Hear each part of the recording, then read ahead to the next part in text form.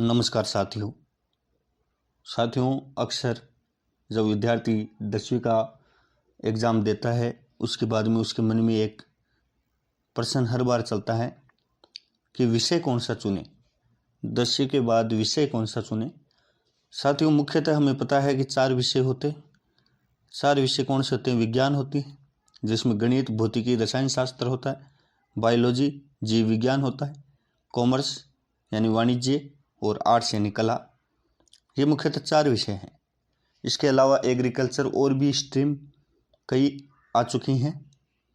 तो इसमें से अपन चूज क्या करें, आगे कौन सा सब्जेक्ट लें जिससे कि भविष्य अपना सही रहे।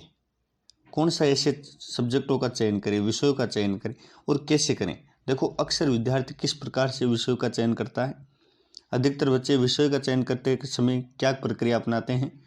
माता पिता से सुझाव लेते हैं, अपने शिक्षकों से सुझाव लेते हैं, दोस्तों की देखा देखी करते हैं। देखो साथियों, माता पिता से सुझाव अवश्य लेना चाहिए, शिक्षकों से अवश्य सुझाव लेना चाहिए, लेकिन आपका इंटरेस्ट क्या है, रुचि। सबसे महत्वपूर्ण चीज़ है रुचि, इंटरेस्ट। देखो साथियों, 10th की जब मार्कशीट देखते हो तो उसमें जो नंबर हैं वो देखकर आप विषयों का चयन नहीं करें, आपकी रुचि देखकर विषयों का चयन करें। अपनी रुचि समझने के लिए उन विषयों की बुनियादी जानकारी पर ध्यान दें कि आपको क्या चुनना है। इन विषयों को लेकर कौन कौन से करियर हो सकते हैं। क्या आपको आर्ट्स कला चुननी है, इसमें आगे आपको क्या बनना है, शिक्षक बनना है, किस प्रकार से कौन से सब्जेक्ट आपको चयन करने हैं, इनका आगे करियर क्या होगा, ये सभी पहले जांच लें। साथियों, जिन क्षेत्रों को आपने चुना है, जिन क्षेत्रों को आपने चुना है उसमें कौन सी एग्ज़ाम होती है आगे जाकर, उनके बारे में सर्वप्रथम पता करें। उन एग्ज़ाम में कौन से सब्जेक्ट में कितनी मेरिट रह रही है, इसका ध्यान दें।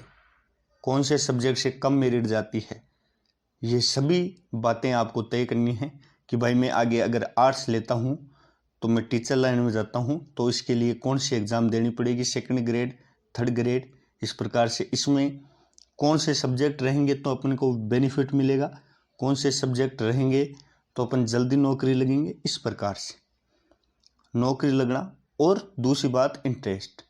आपका वर्क काम करने में किस में इंटरेस्ट लग रहा है, पढ़ाई करने में किस में जी लगता है, वो सब्जेक्ट।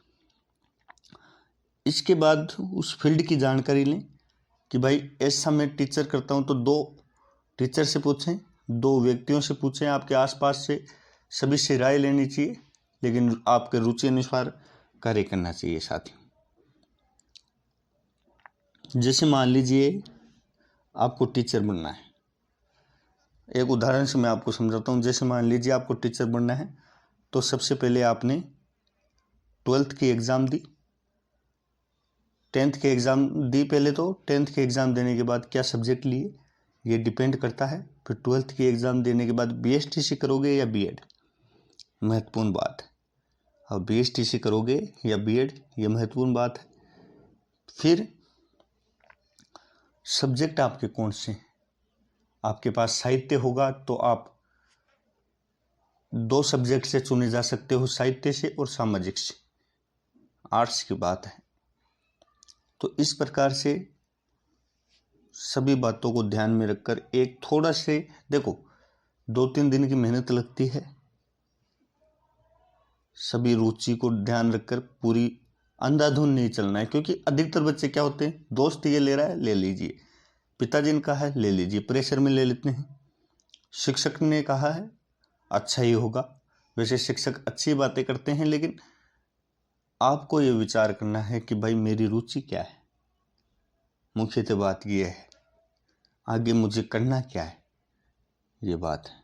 और अधिकतर 10th के बच्चों को अपनी रुचि का ध्यान में नहीं रहता है, तो शिक्षकों से, पिता से, माता पिता से सुझाव लेकर तय करें, चिंतन करके तय करें, क्योंकि बहुत इम्पोर्टेंट है सब्जेक्ट लेना आगे जाकर। मतलब कहने का अर्थ यह है कि भेड़ चाल ना चले। उम्मीद करता हूँ समझ में आया होगा। धन्यवाद।